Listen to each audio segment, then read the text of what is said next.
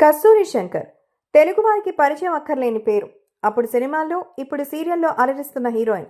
తాజాగా ఒక ఇంటర్వ్యూలో తన ఒంటిపై నూలుపోగు లేకుండా నిలబెట్టిన ఒక సంఘటన గురించి సంచలన విషయాలు వెల్లడించింది. నిలబెట్టమే కాదు, గుంజీలు కూడా తీయించారని ఆవేదన చెందింది.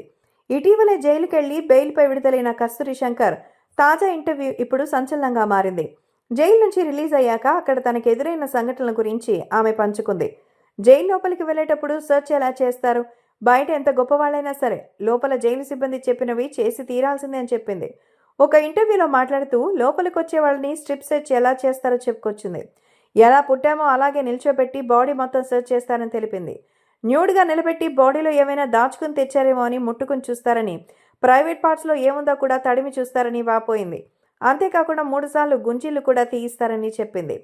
నార్మల్ జీవితం గడిపి లోపలికి వెళ్ళాక కొంతమంది అవన్నీ చూసి తట్టుకోలేరని, ఏంటి అన్నీ తీసేయాలా, బట్టలన్నీ తీసేయాలా అంటూ ఆమె సిబ్బందిని 3 సార్లు అడిగిందట. లోపలున్న జైలు సిబ్బంది ఆమెతో సాఫ్ట్గానే మాట్లాడారని, గౌరవంతోనే ట్రీట్ చేశారని కూడా పేర్కొంది.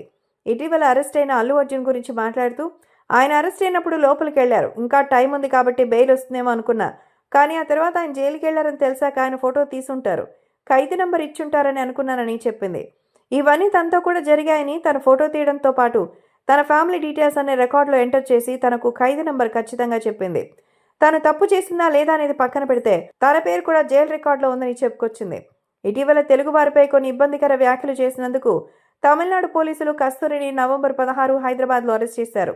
అరెస్ట్ చేశాక ఆమెని పుజాల్ జైలుకి తరలించారు.